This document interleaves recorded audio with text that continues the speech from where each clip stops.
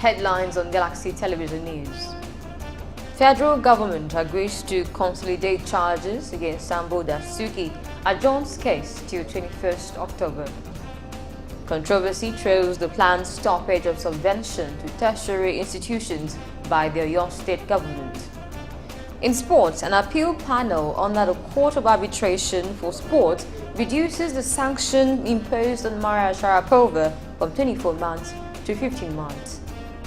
In international scene, Hurricane Matthew, the most powerful Caribbean hurricane in nearly a decade, displaces thousands in Haiti.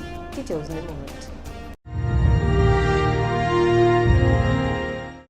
Good evening, this is Galaxy Television News for this time. I am Daisy Olo. To begin our stories for this time, an Abuja High Court on Wednesday adjourned retired Colonel Sambo Dasuki's case till October 21, pending the outcome of the meeting of the council with the FCT Chief Judge Justice Ishak Bello. The former National Security Advisor to former President Goodluck Jonathan is standing trial with 4 others for alleged diversion of 13.6 billion naira. The federal government has finally agreed to consolidate the criminal charges filed against the former National Security Advisor Colonel Sambo Dasuki and others before 2 different high courts of the Federal Capital Territory Judiciary. The judge, Justice Hussain Baba Yusuf, who adjourned the case after the prosecuting counsel Rotimi Jacobs prayed the court to allow counsel in the matter to meet with the chief judge to approve for the files to be moved to Baba Yusuf's court. The Senate has rejected a bill seeking to compel the federal government to recognize Lagos as the country's commercial capital. Based on this bill, the recognition will entitle Lagos to 1% of the nation's revenue. The bill, which was sponsored by Senator Oluremi Tinubu, was rejected in the rowdy session Wednesday. During the second reading of the bill, the Chief Whip, Senator Olushola Adeyeye, one of those who supported the bill, had asked why the Federal Capital Territory was being subsidized by the federal government, whereas taxes were being paid for some government services in Lagos. The senator then described the FCT as a rotten, pampered child, thereby creating a bit of an opera in the chamber, after which Deputy Senate President Senator Ike Ekwemadu, who presided over plenary, asked Adeyeye to withdraw the statement, which he did. The planned stoppage of subvention to tertiary institutions in Oyo State by the state government has been described as a wrong step in the wrong direction, as well as an attempt to make tertiary education beyond the reach of the less privileged in the state. A cross-section of residents of the state, including leaders of labor unions in the state who spoke with our correspondent in Ibadan, criticized the action of the state government, calling for a reversal of the decision. The report. The roles of education in the development of any society cannot be overemphasized. Hence, the need for government at all levels to ensure the provision of qualitative and accessible education to the citizenry. However, some state governments are now using the excuse of the economic situation to arrive at a decision which some Nigerians have described as inimical to educational development in Nigeria. Because it's like this government is so insensitive to the plight of the common people. Yes, we are not uninformed about the current economic situation. But one thing that's very important that the government should get is priority rights. You can imagine, this is a government that cannot fund even primary and secondary education. Don't forget that they are looking for ways of privatizing public secondary schools. And again, long ago, they have removed the running grants to schools. Now they are taking it up to the tertiary institutional level.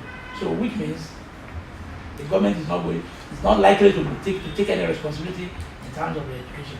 So one does not know where the votes that have been earmarked for education will go if all these subventions are removed. Education belongs to the government. Government should take care of education.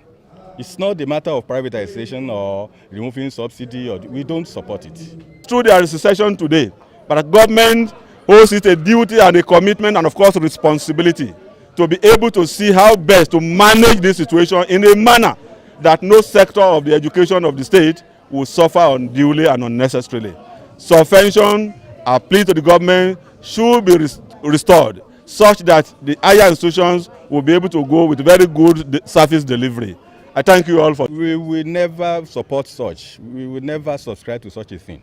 It's not the best. If the government succeeded in doing that thing, that means these government higher institutions will never be for the masses children again. It becomes a private institution. It becomes a private institution where some parents could not, could not be able to pay for their kids, for their wards in the school. So we don't support it. The chairman of the Nigeria Union of Teachers in Oyo State, Comrade Samuel Akonwo, said the union will resist the move by the state government, stressing that the decision is another attempt aimed towards privatization of education in the state. Well, I want to say very quickly, by way of appeal to the government of Oyo State, that as much as possible, one thing is clear, that primary schools or primary education seems to be the foundation of our education. The product after primary education goes for secondary education. Immediately after secondary education, the next place is the tertiary institution, where priority should be accorded the primary education and secondary education. The tertiary education should not also be left behind. While expressing their understanding of the lingering economic recession in the state, the chairman of the Nigerian Labour Congress, Wahid Olojede, and Dr. Nureni Adeniran urged the state government to review its decision on the matter in the interest of all and sundry. Well, you see, education, the situation of education in your state, the state of education in your state is a pathetic state, in the sense that nothing is actually seen to be happening in the educational sector. However, we are not out to disparage the current government, neither are we pulling the government down. But all we want the government to do is to put in more effort to ensure that our legacy, that's the education, as a legacy, is sustained in such a manner that it won't appear that education will not be reserved for the children of the rich alone. Because if care is not taken, it will indirectly affect the number of students, the number of children that apply to these tertiary institutions, even when they cannot cope with the financial. It is expected that all stakeholders involved in the matter will come together and resolve the issue before it degenerates into another crisis in the state. The former Vice Chancellor of the University of Ibadan, Professor Olufemi Bamiro, has been shot in Ibadan by unknown gunmen. The 10th Vice Chancellor of the Premier University in Nigeria was said to have been shot last night by unknown men who had trailed him. He was rushed to the University Teaching Hospital in Ibadan, where he is currently receiving treatment. When contacted, the media officer of the university, Mr. Ladejo, confirmed the incident, adding that the former university vice-chancellor was shot in Ibadan and not inside the institution, stressing he was admitted at the private ward of the teaching hospital. He disclosed that though information about the incident is sketchy now, but Professor Bamiro is responding to treatment at the hospital, adding that the Deputy Vice-Chancellor of the University, Professor Gbemisola Oke, has visited the professor at the hospital on behalf of the institution. When contacted, the Public Relations Officer of the command, DSP Adekunle Ajishebutu, was not available for comment as at the time of this report. We'll take a break from Galaxy Television News. We'll return and bring you more stories. Don't go away.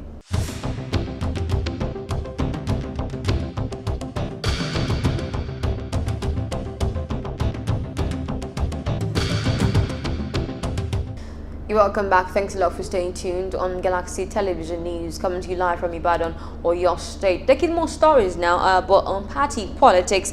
The Independent National Electoral Commission, INEC in Ondo State, on Wednesday has distributed a total of 1,201,073 permanent voter cards to registered voters in the state.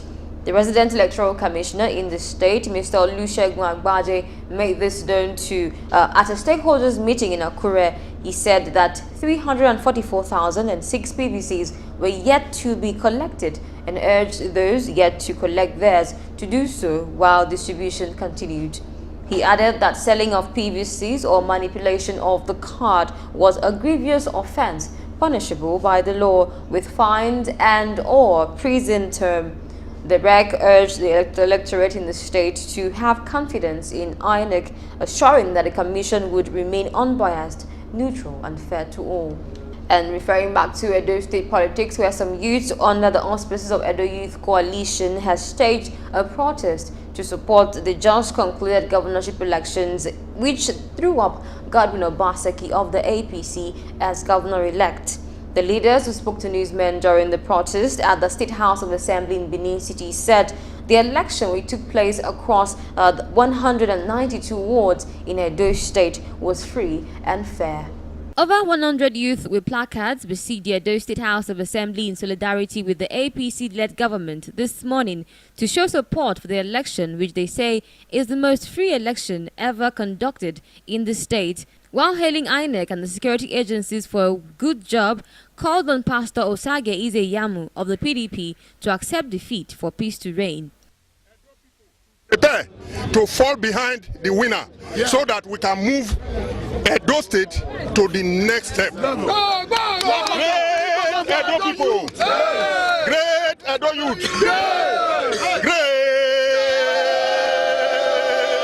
Cross to the Edo lights to let them know that in the history of elections in Nigeria, this is the most credible, freest election in Edo State, and that we, as members who came out today to register our protest before the House of Assembly or the people of Edo State, we came to tell them that this election is very free.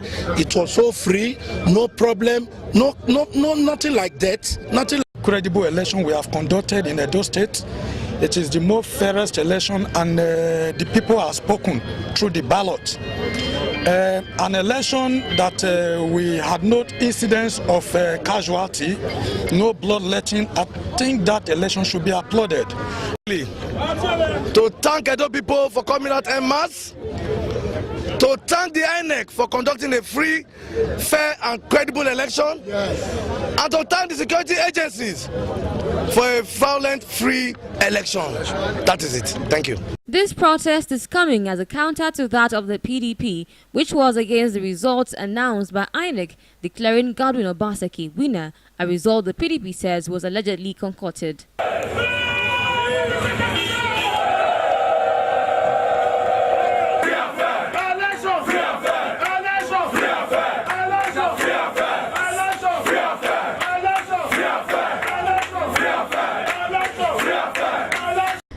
As Nigerians join their counterparts all over the world in celebrating World Teachers' Day, stakeholders in the teaching profession have lamented the sorry state of Nigerian teachers regarding their sacrifices they make in carrying out duties. This report is from Delta State. Our correspondent, Dele Fason, visited some schools in Warri South and Efuru in Uvie local government area of Delta State, where he spoke with some unhappy teachers. Teachers have not been taken care of, because even as at now, our salaries are at stake. They don't pay us. They are owing us 3 months or 4 months back. If they want to pay, they pay 1 month. So teachers, they don't appreciate our efforts, because we are bringing up children that will rule the country tomorrow. We are the people that train doctors, train lawyers. Even the Buhari that is on seat today is taught by a teacher. So they don't recognize our effort at all. From my own view of points, I don't think we have gotten a fair view of share, because we are not properly taken care of. Our salaries, they owe our salaries. They don't pay us on time as at when due. To me, I don't think they've really tried for teachers. What I have for them is that they should come. It's a good profession. I believe that things will be better. They should come. Sure. They have not at all. They have not. Government has to try to improve on teachers' welfare. Like now, for 3 good months, they have not paid us. And for the love we have for our profession, we have been going to school without salary, teaching the children, just to make them feel happy. Although a closer look at the theme of the 2016 World Teachers' Day, valuing teachers and improving their status, could not be said to be applicable to the Nigerian teachers because of the delay in payment of their salaries. Head teacher, Delta State Ministry of Education, Mrs. Komboye Monwe, attributed the situation to the new administration's change mantra. Yeah, the government is trying for us. I would not say they are not doing anything. They have been trying, just because of the little change in the government. That's why we are having little hiccup. It has been established that in ensuring a good education standard, teachers must be given their rightful place as they are the pace setters of the economy. Up next on Galaxy Television News is sports. Stay with us.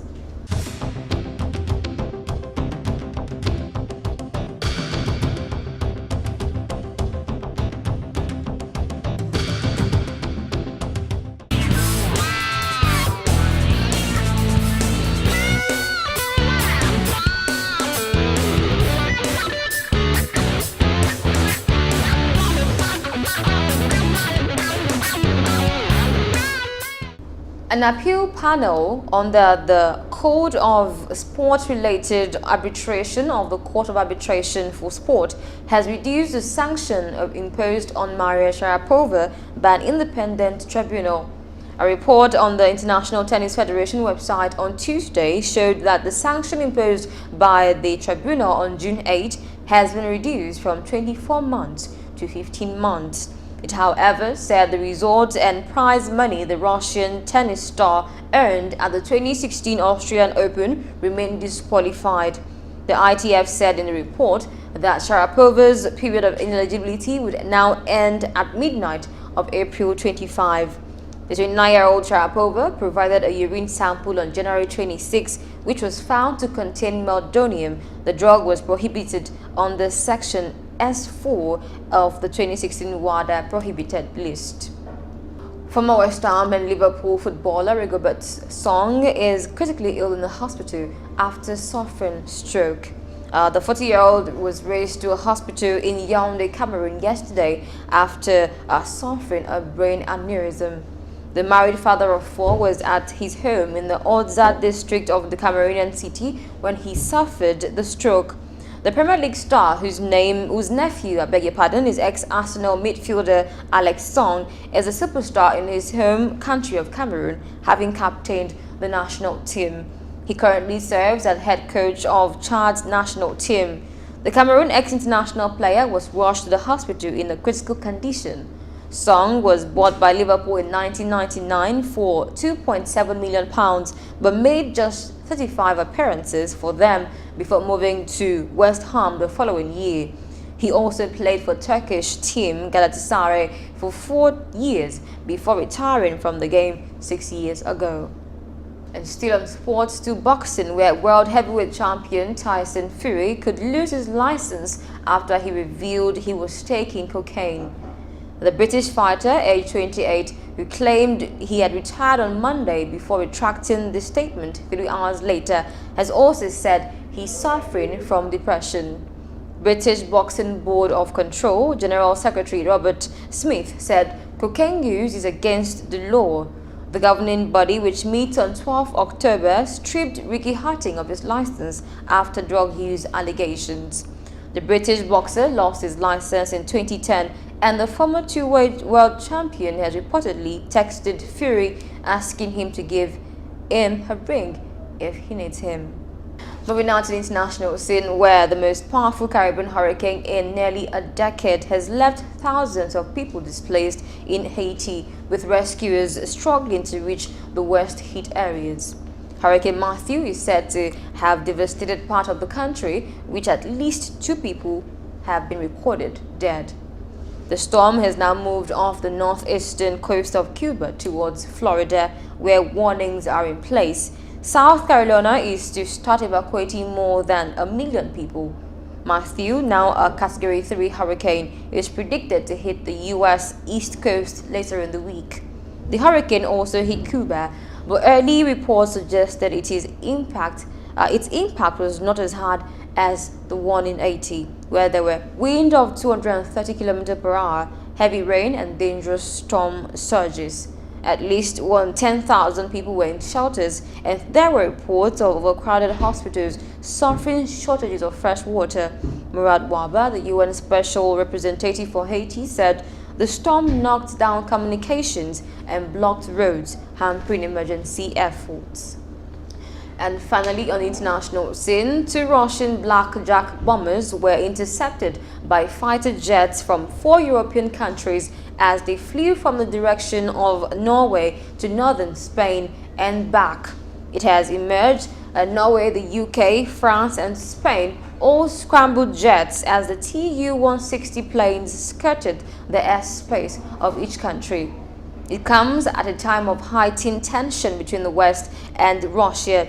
Correspondents say the frequency of Russian bombers being intercepted by NATO planes has increased markedly. Spanish media say it is the fullest and furthest south such an operation has had to take place. The incident happened on 22 September, but the full extent only came to light recently in a statement by the French Ministry of Defense. It referred to it as an air policing mission by the 4 countries involved.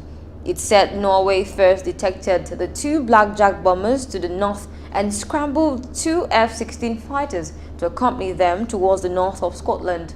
Russia's relations with the West have declined since the annexation of Crimea from Ukraine in March 2014. And that's the size of our news for this time. Join us at 10 for the Primetime News. I am Daisy Olu. Thanks a lot for watching. Good evening.